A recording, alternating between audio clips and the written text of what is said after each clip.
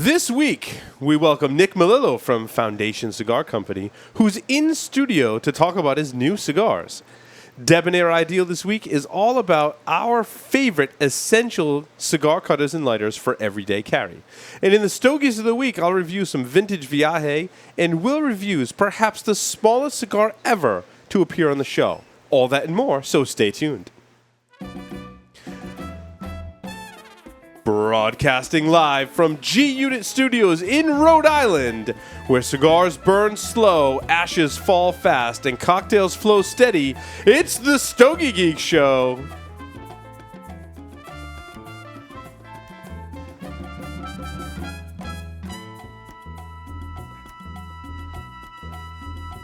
Fastest growing boutique cigar companies, providing smokers a portal into the old Cuban tradition of perfect balance and the lost art of progressive flavor construction.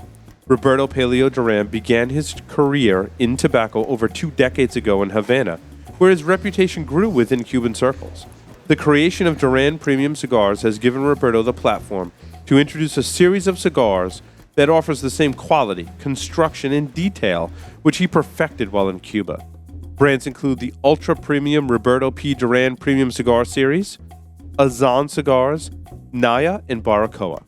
Duran Cigars uses a seed-to-humidor approach, as all tobacco is grown on their farms and rolled in their factory in Esteli, Nicaragua.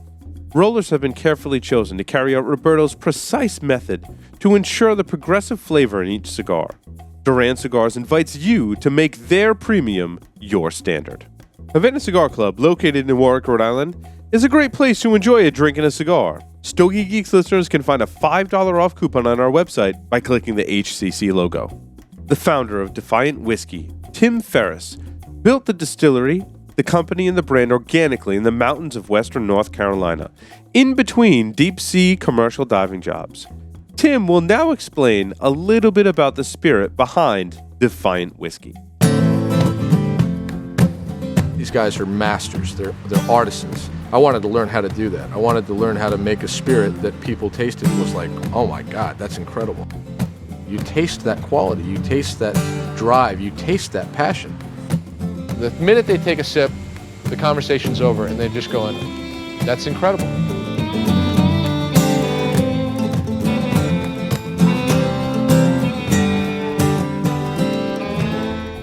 M. Bombay cigars represent the most admired cigar culture of Cuba.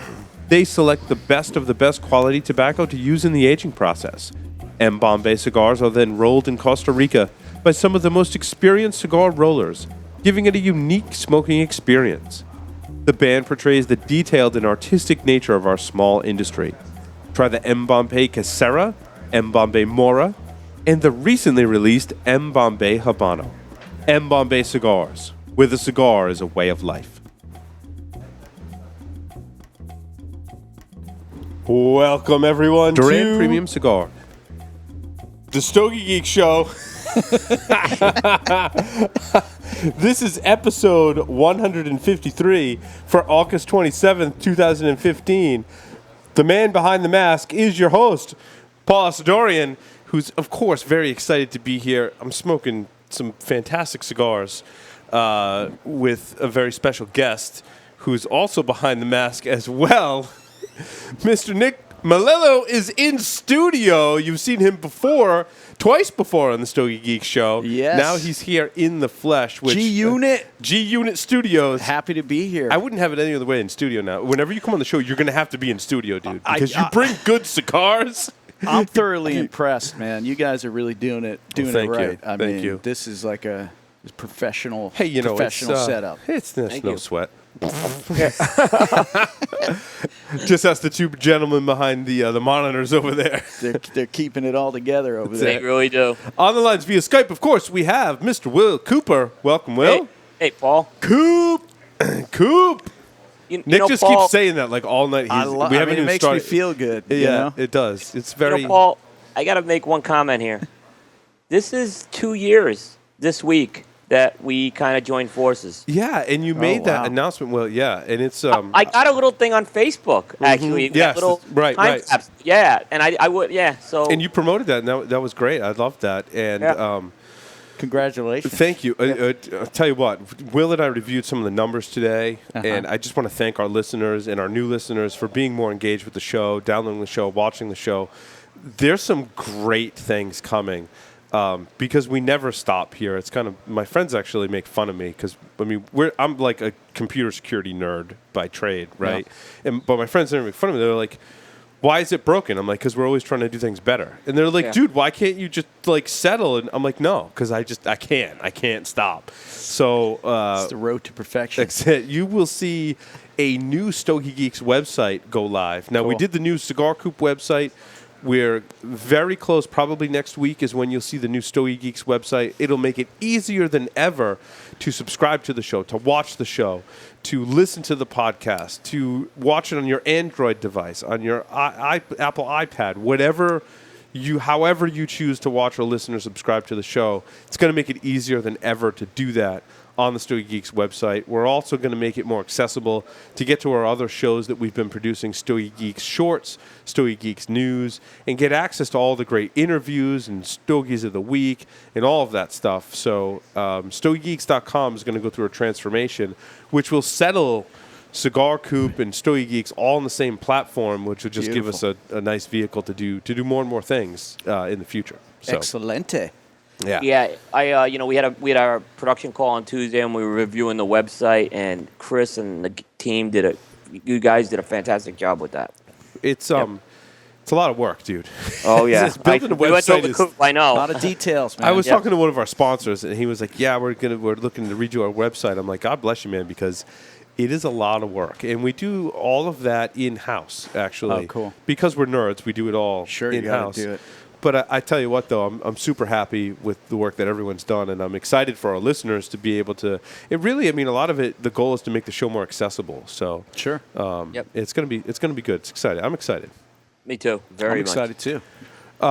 Make sure you check out our latest Stogie Geek Shorts. We just recorded it. Nick sat in on it, so it's like it's our first special guest ever on Stogie Geek Shorts. Aside from Todd from the Havana Cigar Club, like Nick was our only other person ever to come on a Stogie Geek Shorts. I'm honored. And do that with us like an impromptu kind of thing. Like Will and I had just scheduled to do it. I'm like, Nick, you're here. You're coming on Stogie Geek Shorts. He's like, yeah, dude, I'm totally game. I'm in. So it was like the first impromptu Stogie Geek Shorts, and we talked about Oasis level cigars. So make sure you go listen to that Stogie Geek Shorts episode. You can get 25% off of a 5-pack of Stogie Geeks Oasis rated cigars, which is just, I mean, it's the first time we've ever done anything like that. It is like the deal of the century, in my opinion. And Nick was like, dude, I'm going next door, like afterwards, and I'm going to buy them. Right after we get done, I'm in. So it's great stuff. So, Nick, I want to welcome you to the studio. Thanks for having me, guys. Thanks for coming. I mean, you made the trek from Connecticut. Yeah. Happened to be in for a couple days, actually, from Nicaragua, just for paperwork and whatnot. Yeah. And, we were scheduled to do the show, and I happened to be in town. How much time do you spend in Nicaragua, dude? I'm there a lot.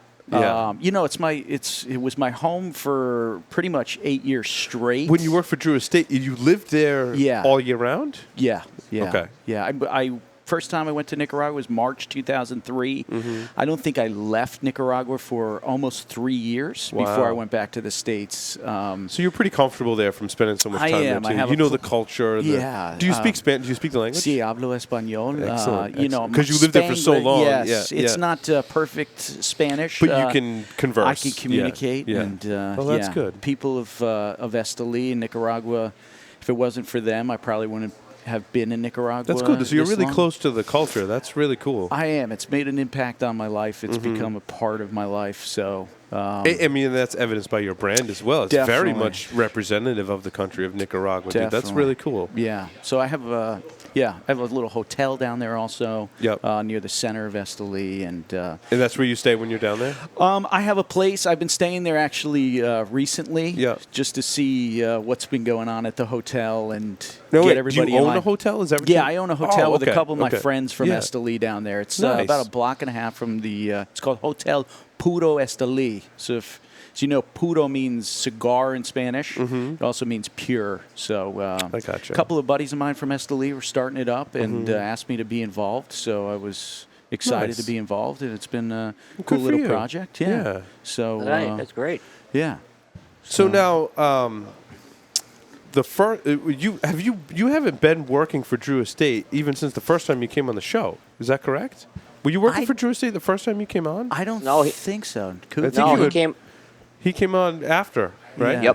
Yep. Yeah, I left in 2000. It was January 1st, 2014. Yep. My contract ended up ending there, so I decided not to re-sign my contract. I actually formed a consulting company, helped right. with called Melillo International, helped with the transition with Drew Estate from Yep. January to May. So you were like a consultant to Drew Estate for a while. Correct. Okay. Yeah, I was okay. helping. We had been together That's for right. so We talked to you long. earlier. Yeah. Previous interviews. You're like, yeah, I'm doing like the consulting thing. Yeah, And so- then recently, you've decided to, or at some point, you said, I want to do my own cigar thing, which is a natural Definitely. progression for you because you were very involved with the blending of a lot of the iconic cigars Yeah. for Drew Estate. Definitely. So we all of us that are, cigar nerds, right? We're Cigar like, geeks.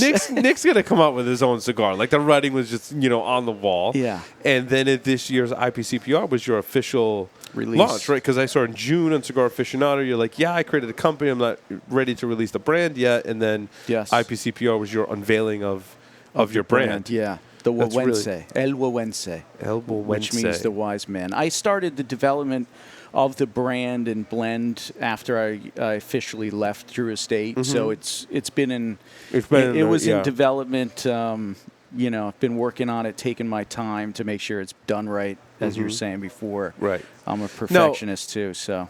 Güegüense is that's not Spanish, right? You were saying it's a different language in Nicaragua. It is. It's indigenous to Nicaragua. It's a Nahuatl, which is the indigenous language of Nicaragua. It's similar to Nicaragua. The word itself is a Nahuatl Spanish combination word, which means interesting. the land of lakes and volcanoes. So Right. Güegüense, El Güegüense means the wise man in English. How do you say the wise ass in that? Because that'd be me. That's different. It's this combination of Nahuatl and Spanish, which really makes Nicaragua unique and its culture unique. I mean, language is the Right. roots of culture, of course. So it's these words still today. There's a combination of Spanish Nahuatl words, which are really unique to Nicaragua. That's cool. And, Nick, what I tell everyone that comes on the show is that what I've learned about marketing, and I've worked in marketing in different capacities in my career too, is like, dude, like having a story behind your product is so important. It already, like we just started the interview and you've already told some of the story, behind your brand, and that's super important. This is a very, very personal project to me, and a passion project for me because I really wanted to express my experience over the past 12 years living in Nicaragua and also what Nicaragua has meant to me. So, I know from a linguistic standpoint, it's a difficult word. I've been aware of that. I had everything in English. But that's good though. But that's good though because I think that once they get it, it'll stick with them too. That's the thing about something like that. That's a little difficult to say. Is once you get it, like there's no confusing it with anything else, which is important to differentiate yourself. And it's authentic, and it's it really represents the heart and soul of Nicaragua. This imagery is almost like the Statue of Liberty to us. It's really the representation of what Nicaraguan culture is and the roots of Nicaraguan culture. So I wanted to stay true to that. I did have everything in English as the wise man. Right. But looking at it, and it's a lot of responsibility for me from the sense of I wanted to be true to Nicaraguans and really accuratly represent Nicaraguan culture. So it's cool. It was very important. Will, I'm sorry. I would just sit here and talk to Will and talk to Nick rather all night. Will, do you have questions about the brand? Because we seem to be focused on the brand and how it got started. I want to turn it over to you, Will, to ask Nick specifically as we've covered his unveiling of the brand. But I want you to ask Nick about it. Okay, so thanks. Hey, Nick. Hey, cool. As you made this decision to create a brand, I guess the first choice you had to make was where you were going to make it. Yes. And you settled on I guess Casa Fernandez. Can you talk a little about that? So Topsa Factory, yeah. Right. Again from the branding the blending, part of this, I knew I wanted to come out with something different that was different from anything I've done in the past. So to carry El Güegüense name, I wanted it to be 100% Nicaraguan puro, so filler binder wrapper. That was very important to me. So there's not many people that grow Nicaraguan wrapper tobaccos. Nicaragua is, there's a lot of sun exposure. The soil, the location really makes for really heavy, rich filler tobaccos. That's what why Nicaragua has really taken the forefront over the years. And but to grow wrapper tobaccos, it's difficult because of the sun exposure. There's not a lot of high-yielding wrapper crops. So Tapsa Aganorsa is one of the few that grow wrapper tobacco and grow amazing wrapper tobacco. And so, Nick, what differentiates is it the priming or the type of plant that more defines whether it's going to be wrapper tobacco or filler or binder tobacco? Well, it has. If you look at a lot of the wrapper growing regions, it depends really on climate also. It does depend on seed variety, of course, how you're treating the tobacco in the field. But, for example, a lot of wrapper tobacco is coming from Habano, Ecuador. This Habano, Ecuador has become very, very popular, and the Oliva tobacco family has been doing amazing things of growing this Habano seed in Ecuador. Ecuador is cloudy. If you've ever been to Ecuador, it's cloudy literally most of the day. There's a period between 4 and 5 in the afternoon it's like where the sun naturally shade grown, right? Natural. So that light, that sun exposure is not as intense, and that is a huge factor because does that give it the right kind of like thickness to make it a wrapper? Correct. Is not because when the sun beats on it a lot, it kind of thins it out and makes it more fragile. Well, less sun exposure makes it thinner. Okay. So that's why Connecticut Valley, Connecticut shade tobacco, they grow the shaded tints. That's to help filter this light, so not to make it as intense sun exposure, so it's not as heavier and veinier and thicker. It gets more nutrients from the sun essentially to grow thicker. Correct. Okay. Yeah. So you can't if you look at this wrapper leaves, and if you've seen wrapper leaves and felt them, very silky, much thinner. The vein structure is a lot thinner. You can't and you see filler tobacco is thick. It's veiny. It's, depending on what it is, of course, and where it comes from, much thicker. You can't use that as a cover wrapper leaf. It just, you're not going to get the yields to do it. Nobody really wants to see a very thick, veiny, cover leaf. So it's not so much about the priming either, right? It's not about Ligero Piso Seco? Well, yes, definitely also. That plays a factor in it also, because as you move up the plant, the thicker the tobacco is going to be, also because of sun exposure. More sun on the top the makes it thicker. Secos on the bottom. As you move up that plant, the energy of the plant is moving up to the sun. It's growing It's to gravitating the sun. towards the sun. Exactly. Okay. So that concentration of energy, and if you had a plant in the house and you put it near a window, it leans towards the sun in the window naturally. Definitely. And this is, to me, also key. And if you see the foundation logo, to me, the sun is the foundation of life itself. But also in tobacco, it's that sun exposure. And you can see the volcanic soil, most active volcanoes in Central America, Nicaragua, which also contributes to the rich filler tobaccos. Sorry, I'm laughing at the peanut gallery over there. We got some good characters. No. I'm just laughing at you, dude. It's fine. No. No, it's totally fine. So, this Churchill is really good. Yeah. I'm saying that, and honestly, dude, glad you're enjoying it. It came out. Churchills are tough for me. I don't often in a line gravitate towards a Churchill size. Yeah. And before we started, Will was like, dude, everyone's telling me to try the Churchill. He recommended it from other people that told him that I try the Churchill. And I saw you only had a couple of Churchills floating around. And I was lucky to get one. Thank you, by the way. My pleasure. But it's smoking awesome. Yeah, 7x48. I wanted to keep everything pretty traditional as far as the sizes. I think the least traditional size is a 6x56. We have 5 sizes, but I wanted to go with those classic sizes. Churchill, it's not necessarily my size either, but man, I can smoke that one. It's a very easy smoking Churchill. Yeah. And the flavors are great. So tell me a little bit about the blend. Like, I mean, you've blended cigars in Nicaragua since 2003, right? You were Correct. involved with the blending. So, Correct. like, when you went to Nicaragua, like, how did you come up with this blend?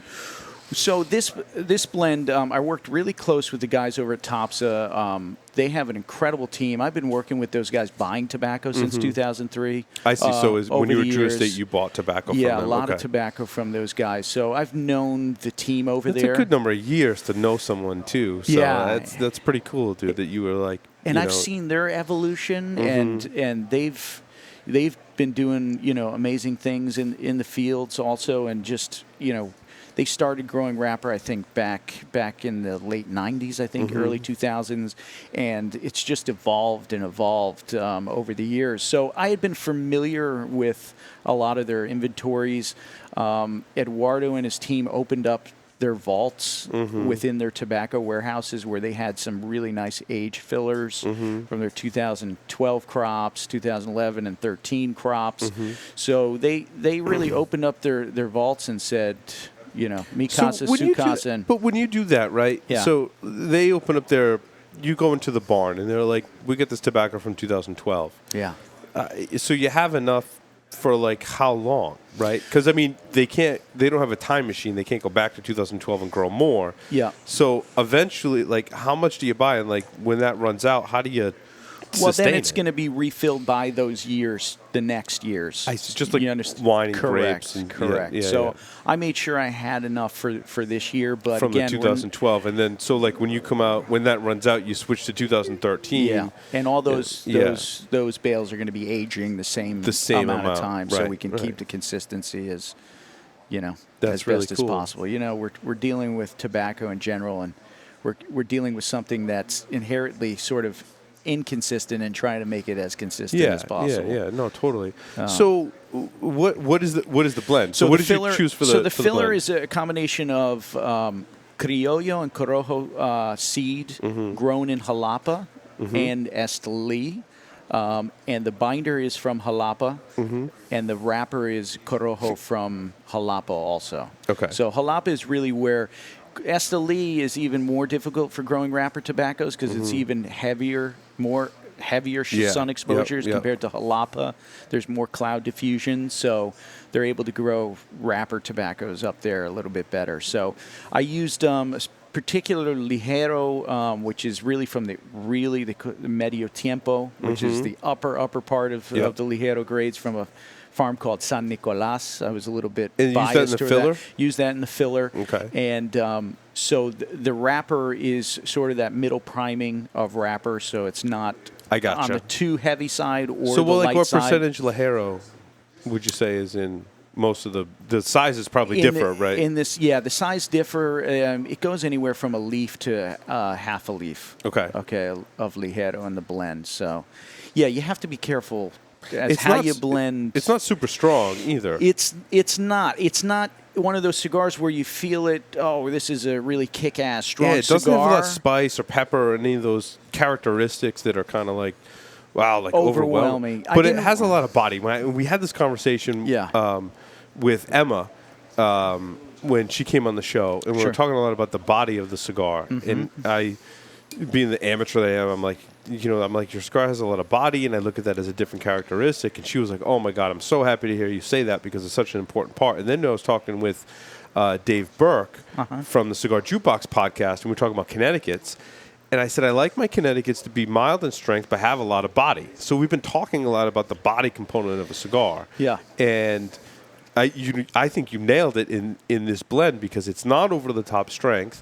It's a great strength level, but it has a lot of body. So, like, I want to hear your answer. Like, how do you define body? Because I have a tough time defining what it is. I end up like saying the same things over and over again and not really describing it. Well, I think everybody's got different opinions too. I don't think sometimes Yeah, there's there's no really right a answer. set Yeah, no, I standard agree. of it. Yeah.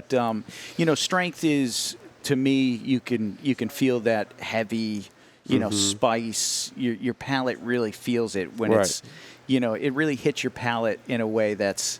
You can feel it. Your whole body can really feel it Yeah. sometimes. And this cigar, I feel, is not super strong in that way, but it carries strength. But the body is there in terms of flavor Right. And, it's got this sort of meatiness, but it's not overwhelming to your palate. It's not. And I think that's a testament to using well-aged tobacco, too. I mean, correct me if I'm wrong. I find the spice and pepperiness that really kind of attacks your senses will always taper off the longer a cigar ages.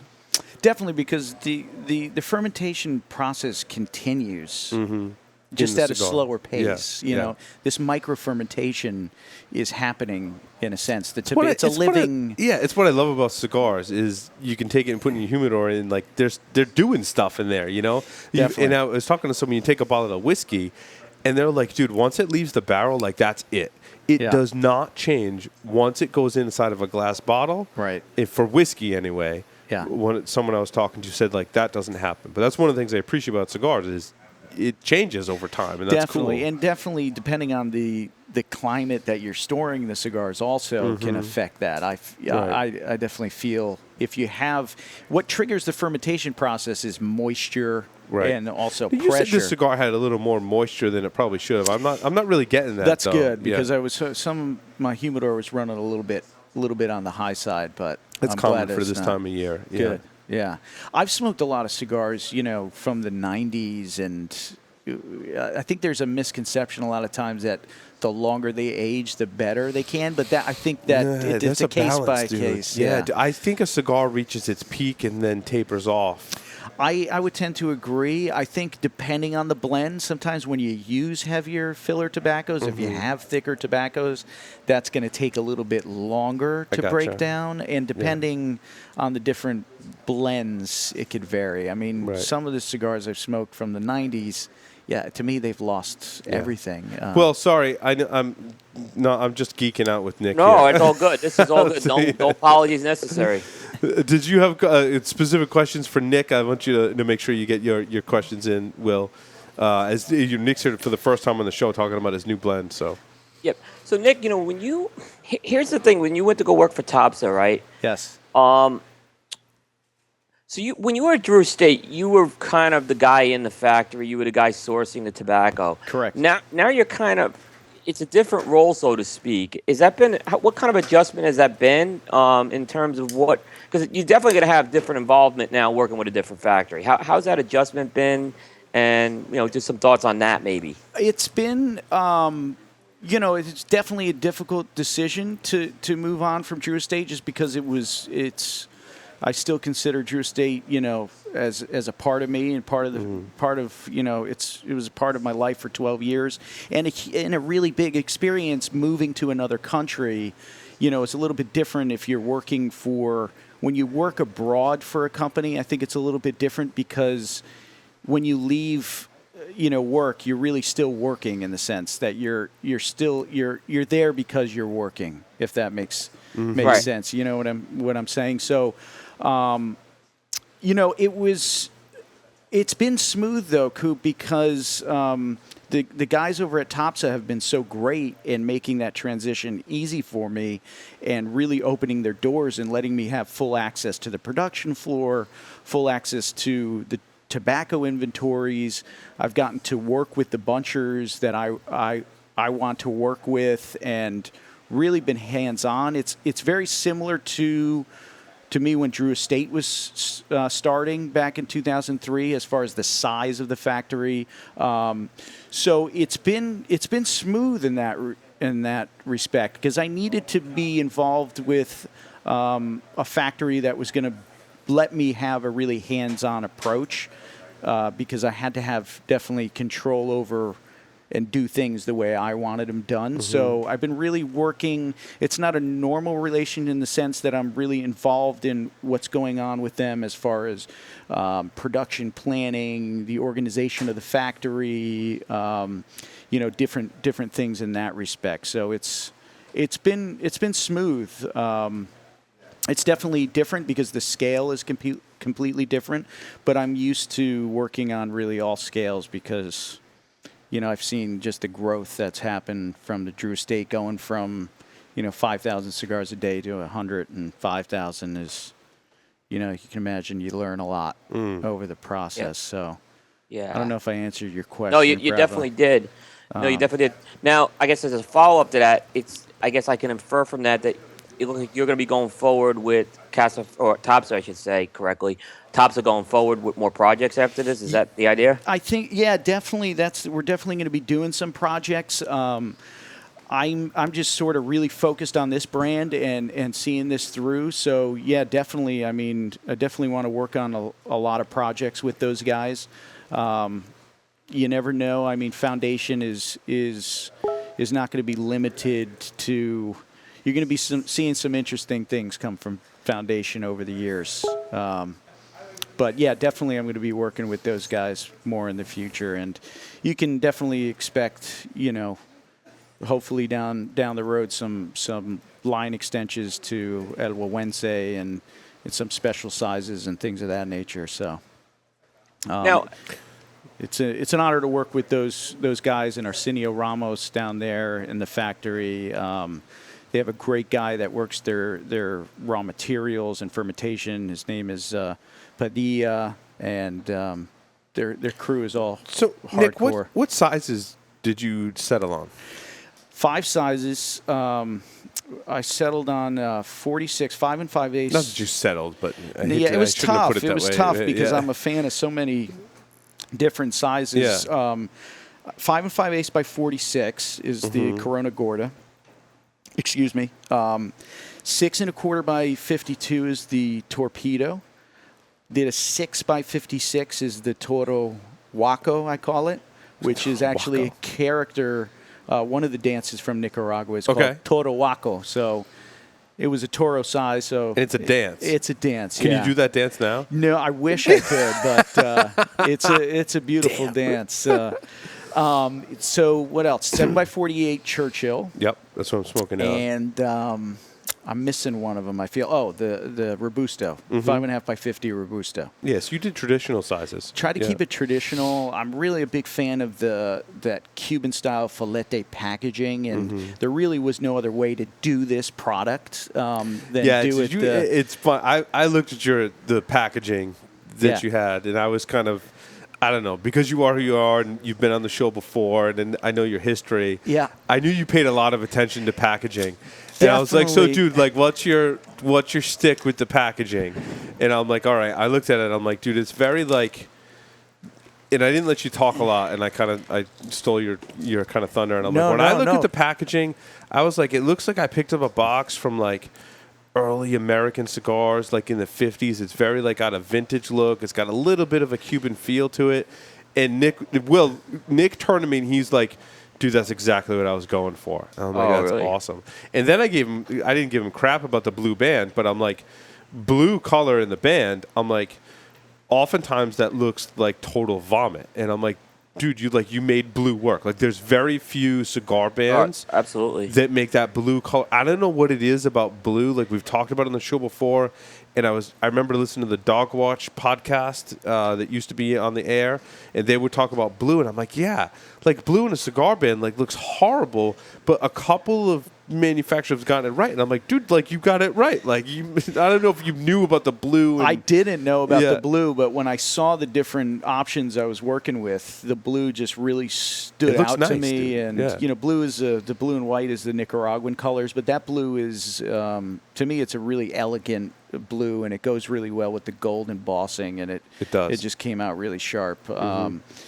This packaging. Alex Garcia, he's a friend of mine from Esteli and the head of my art department.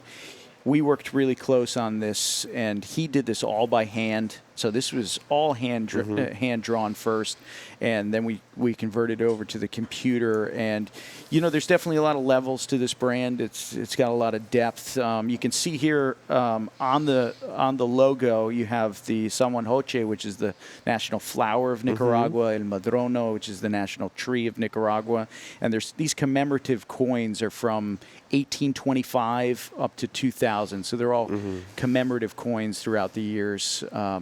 There was no other way to really do. I'm a big admirer of that old Romeo and Julieta Cuban style packaging, and I love the feel of that packaging. And I think it really came through better than I could have hoped. So. You definitely accomplished your goals. So I think you hit the nail on the head. Yeah, and just to have the artwork and have it all hand done, and Alex has been doing a phenomenal job on That's really cool. on everything. So. Yeah, so, to have the wood, too, I wanted not to do a full dress box, but also have the wood exposure, and I think it really, this is the first time that I'm working on the branding and packaging from A to Z. I worked on the Nica Rustica, did the blend, but also worked on the packaging, but I didn't do that from the beginning to end. I sort of came in on that packaging. So this is the first project that I've done, A to Z, completely packaging and the blending, everything. So it was a really special project for me in that sense to be able to express myself through, do your own packaging. thing. And, So there's so many creative heads over at Drew Estate. So to be able to, really tell me about the ornaments and we were wearing them in the beginning. Yeah. So El Güegüense is actually a folklore masterpiece that's recognized by UNESCO as a cultural heritage masterpiece. It was written in the 1500s, and the story is about the wise man. The 1500s, the Spanish had just taken over Nicaragua. So the story is of the wise man being called by the Spanish governor at the time, as the play goes. And he's called, the Spanish governor sends the sheriff to send the Güegüense before him. And the Güegüense uses satire at its best to really mock and make the Spanish crown look like fools. And really, it's an interesting take on what was happening. And now, do the Spanish get it, or do they? No, and that's the thing about satire. Satire is they think, this is an entertaining kind of correct. They have no form idea of entertainment, but they have no idea that they're being mocked. No idea. So the sheriff, they're blaming him for all the problems. So sheriff brings him before the Spanish governor, and yes, he uses satire to really make them all look like fools. And by the end of the dance and play, he has convinced one of his sons to marry the Spanish governor's daughter. But it's an interesting take on just how the Spanish were treating the indigenous tribes at that time. So you see all the play, they wear masks, and the masks are usually blue-eyed, light-skinned to sort of mock the Spanish. So this dance has been going on since the 1500s in the south of Nicaragua in a town called Diriamba. It was originally just orally passed down until I believe it was the 40s, and it was actually written for the first time from Nahuatl to Spanish. So I got to go. This imagery is all around Nicaragua. You see it everywhere. And last year I got to go to the south and witness this dance and read it for the first time, and it really sort of made the picture of Nicaragua and why Nicaragua is the way it is. After reading it, it sort of connected all the dots for me. And so this dance happens at the Festival of San Sebastian every January. So these masks, after I saw the dance, and there's a great video on our YouTube page, Foundation Cigar Company. If you go to the YouTube page, we filmed high definition video of the dance and really what was cool. happening. So I started asking around and where the masks were made, and I was told by somebody, go 2 blocks from the cemetery, half a block to the west, and I ventured over, and I stumbled upon the family who is 5 generations, the Flores family of mask makers. The old man was there in his wheelchair. He was 95. The grandson was carving all the masks by hand out of wood. So I ended up, doing masks for the trade show of every character from the dance. And that's really cool. Yeah, these are some of the masks that I couldn't part with. So nice. And they also make these little caricatures also. So. That's really cool. Yeah, that's really cool. Yeah, it was very cool to meet them, and they actually. And I see the light skin and the blue eyes, like you were talking about. Exactly. That's awesome too. They actually take heads of state to this family's house and ambassadors. This is a very prestigious thing, and it's. Nicaragua's come so much in the forefront, so I thought it was very, a lot of people, when they hear Nicaragua, they think about all of the things that were happening in the 80s and Iran-Contra and all of that. So it was really important for me to really express this and show people what Nicaraguan some of the culture is all about. some of the culture is infused in your cigar, and that's you don't find that in a lot of brands that infuse the culture the way you've done into the cigar. Yeah, that was because we smoke cigars from the country all the time. So, right. Yeah, and that was very important for me to sort of share this with everybody and take it to the States. So, Will, more questions for Nick? Yeah. So just on a follow up there, Nick, this dance or this folk, I guess you want to call it a theatrical. Yeah, it's thing. a dance and play. I mean, there's a whole storyline and From what and you can correct me if I'm wrong. From what I understand, this has become, like you said, it's a part of the culture. But was this something that was a part of what went on in the revolution, where this thing kind of took a life of its own?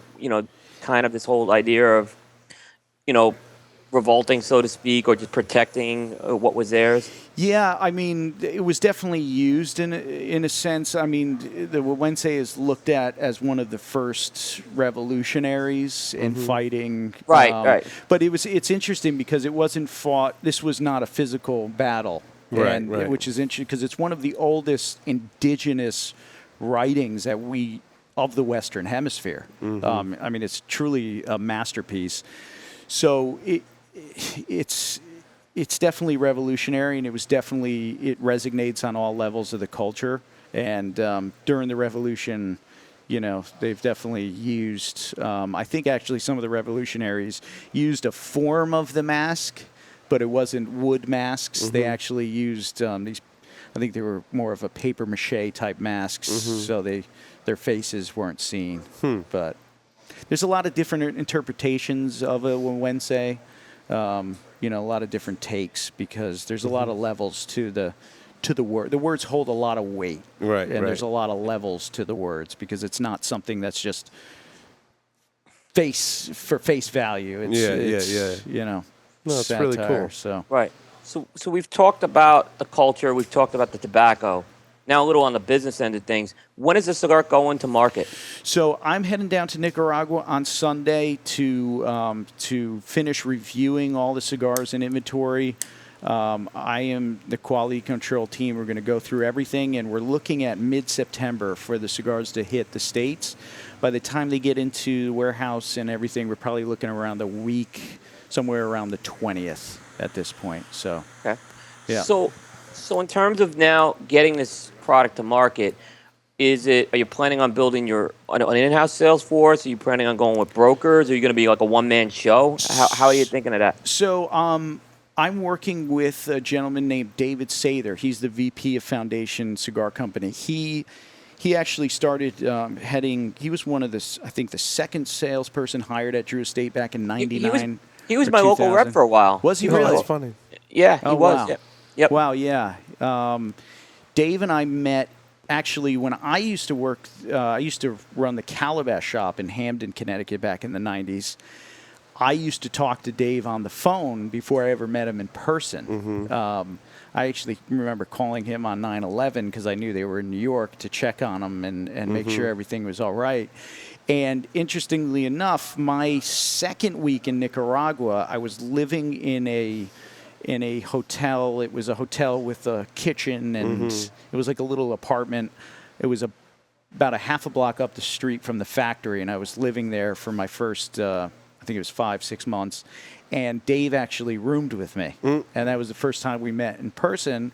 And from that point, we just, hit it off, started talking about everything. And now he's your VP of sales? And now, yeah, he left your estate back in, I think, 2011, and he was involved in other business ventures and consulting for different industries and whatnot. And I said, Dave, I need you, man. Come back. So he took the job, and nice. So he's in your U.S. sales. I'm assuming you're focused on U.S. sales. He's for this, focused on he's running everything on the U.S. end, so I can really focus on Nicaragua and making sure everything's right. So he's nice. So you guys took a lot of orders at the show. We did. We had a good show. Knock on wood, and Nice. It was great to see the response and really people interested in the brand and really wanting to learn about the brand and Yeah, I had no idea really what to expect because this is all new for me, being on the more of the U.S. sales side of things. Right. I didn't really know how people were going to respond, and it was great. I was really honored to see the turnout and retailers from out the country really supporting the brand. Which region are you guys going to focus on to start, you think? Region, or you probably took orders from all over the U.S., we right? We did, yeah. But now when you Hawaii, develop your plan, US. like, we talk with different manufacturers, and they're like, yeah, I'm going to go focus on the Northeast, or yeah, I'm going to, go focus out West, or Texas is big, and they're like, I want to have a presence in Texas, and all those come at different stages for the different companies. So we have a nice representation of some great retailers throughout the country. I think we're really well, spread out. The Northeast is definitely dear to me, being from Connecticut. Right. So we're definitely in some shops in Connecticut, I'm sure, right? Definitely. Yeah. I think we're going to start probably with the launch of the brand in Connecticut at the end of September, and sort of move, I think, throughout the Northeast at that point, and then sort of, spread throughout the country after that. Yep.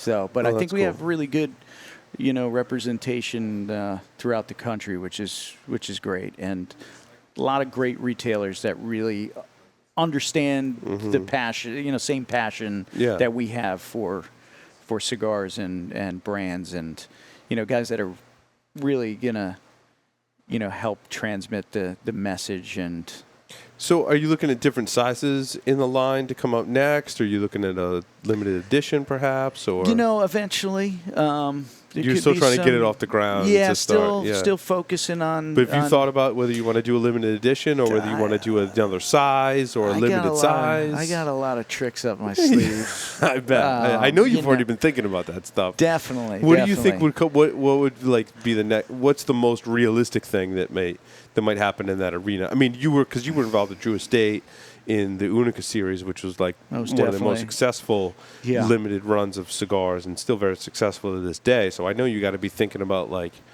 what do I do to build some buzz, to do a limited, to do a new size, because you're very traditional sizes. So you got to be thinking Lancero, Perfecto, or I love Perfectos. I mean, I love those. I'm a big fan of those really old school short Perfecto sizes. Yes.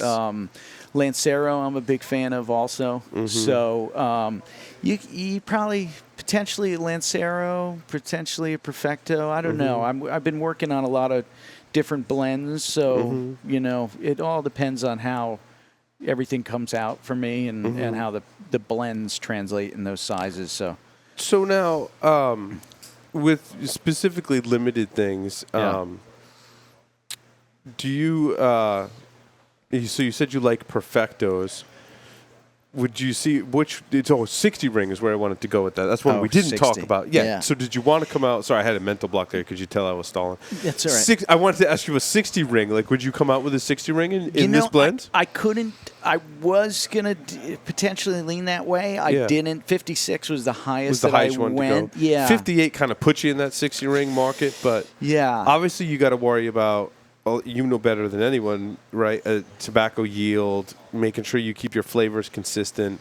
Right. I've personally, over the years, have grown a more appreciation towards the 58-plus ring gauge size. You? I think they're smoking a lot better than I think when they first became popular. So I always like to ask people to come out of the blend. Why do you think that is? I don't know. I don't know if it's people got a hang of the blending. I don't know if there's more tobacco readily available for them to play around with to come up with that 60 ring. I found a couple of ones in larger ring gauges. I'm like, wow, like it's really starting to change my opinion of some of those larger ring gauges. I think for me, it's going to depend on what the retailer response is going to be, and the demand as far as the 60 ring gauges are concerned. Just, I personally, I'm just not in that 60 ring gauge. No, I hear you do it. Yeah, it's just not something. But I'm not, being worked in a tobacconist. I'm really not here to what people enjoy. I want to find things that people are going to enjoy. So if there's an outcry for a 60 ring, I'll definitely probably develop one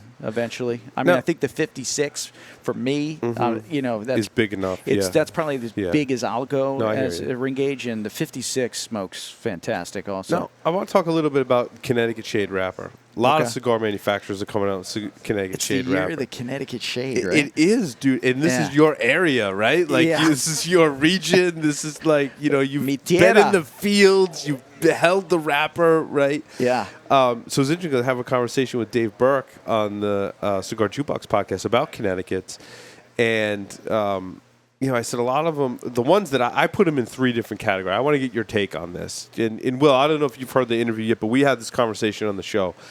There are Connecticut's that are just like so mild, they have very little body, and they don't present a whole lot of flavor. And then there's the middle category that has that creamy sweetness in a Connecticut, and that's the category that I gravitate to. I Giddy like up. it to be mild to medium and have that creamy sweetness. No Dulcito. spice, pepper. I like it. That's the profile that I like.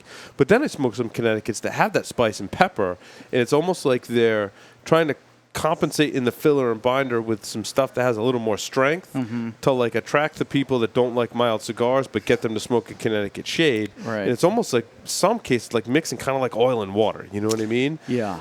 So, do you agree with that kind of assessment? That's the assessment that I'm coming to with Connecticut I'm wrappers. definitely in the same ballpark as you as far as, to me, personally, it's all about balance. Yeah. And I don't want to smoke something that really jades my palate. So to me, it's got to have that balance. Everybody's actually accustomed to different strength levels also. So, something that might seem strong to you or I is not, you may not be strong or too strong to others. Connecticut Shade wrapper in general has a little bit of this, little bit of a bitterness sometimes in the wrapper, just characteristically. A lot of the Connecticut Shade wrappers are actually being grown in Ecuador now, Right. Because of what I was talking about before with the cloud dispersion. That seed really took well in Ecuador. In Ecuador. But a lot of manufacturers are still using the Connecticut grown. Definitely. That's still being grown. Yeah. There's a family that if you go by Bradley International Airport and you take the road heading out from Bradley, you'll see tons of Connecticut Shade being grown in barns. There's still a lot being grown in Connecticut. It's interesting. Some of the cigars don't even fit in any of 3 of those categories. I smoke Roma Crafts Connecticut, and I'm like, that has none of the characteristics in a Connecticut. Great cigar, awesome cigar, but I'm like, you totally broke the mold, dude, and that's really cool too to see people doing different things. Was it full? Why? What was different? It just Excuse me. it didn't have it didn't fit in any of those 3 categories. It was just like a cigar of its own that happened to have a Connecticut wrapper on it, and it was really good. It's not something I would necessarily smoke in the morning. Right. I think it's a great afternoon kind of cigar, but it didn't have those characteristics that I like to smoke Connecticut's in that creamy sweetness category. First thing in the morning. It's got to be mild enough for me to smoke it first thing in the morning and not assault my palate. Gotcha. Have that creamy sweetness. Yeah. And really not deviate much from that, because otherwise, in the morning, I'm overwhelmed, or I'm just not ready for really anything else. Right. That's just my palate. And Skip's Connecticut is awesome, but he just totally broke the mold, and I think that's really cool. I haven't tried it. I have to try You it. have to try. I'm curious to see what you would think of that one. Yeah, I have to try it. I think sometimes manufacturers kind of they assume that because it's a Connecticut Shade that it has to be mild, and they try to blend it mild. Yeah. And they sometimes use a lot of Seco tobaccos, so lower priming tobaccos, which sometimes could be a little bit sort of attribute more to the bitterness and mildness, or you get some sort of like a hay type, kind of flavor, and it's almost, it sort of shoots from mild more into that bitterness, and then you have guys now that are kind of overcompensating with trying to use heavier tobaccos to bring that spice out, which you have to be careful sometimes, because when you use the heavier tobaccos, because the Connecticut Shade is so thin sometimes, when you use heavier tobaccos, it sort of busts, those heavier tobaccos come out a little bit even stronger. Right. Whereas if you use another wrapper that sort of buffers, the strength of those flavors. So it's like the oil and water kind of thing. Yeah, they usually don't mix. They don't mix. Yeah. Yeah. So a lot of interesting. Will, do you have any questions along those lines? Not along. I have a Connecticut question, but not a Shade one. So Nick, I was talking to you a little before on the break, and I think what's coming out of Tabsa right now, has been spectacular, and it's great you're with a factory like that. You are known as the chief of the broadleaf, and my wish is I'd love to see these guys do a broadleaf. Nice. That's my wish list there. I'm just dying to see that. So can't think of two better people to do it. That's just my wish Yeah, list. like I want to see you come out with Connecticut tobacco, dude. Whether it's a broadleaf or whether, but we're all. Yeah. Stogie's saying no. I love this man. Stogie Santa is my man. He's yelling at me now. He's all right. fired up now. It's true.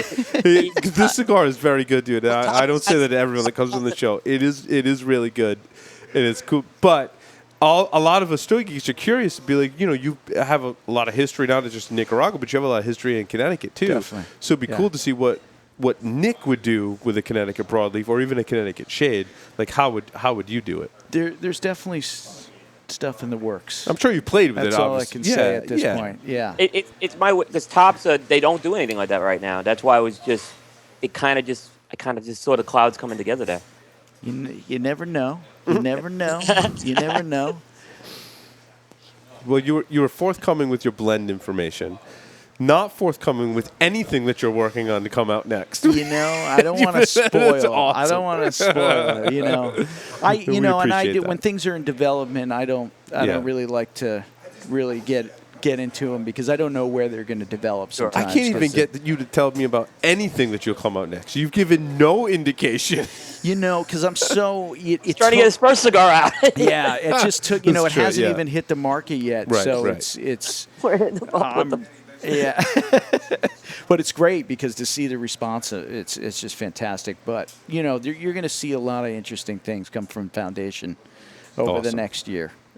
Cool. It's gonna get even more interesting than it is. I want to take a break right now. Okay. We're gonna come back and we're gonna do a Debonair Ideal segment. So Nick, I mean, you're in for the long haul tonight, man. You're in for the whole Stogie I Geek came show. to the studio. I'm Yeah. ready. Thank ready you to very rock. much. Thank you. This For is great. for the cigars and for sharing everything about your blend. It's been awesome. My pleasure. Thanks for having me, guys. Thank you for not sharing with us anything that's going. I can share. You're very disciplined in that area. It's nice. I have to be. My man Dave keeps me on point. All right. With that, we're going to take a short break. Come back with Debonair Ideal. So stay tuned. Don't go anywhere.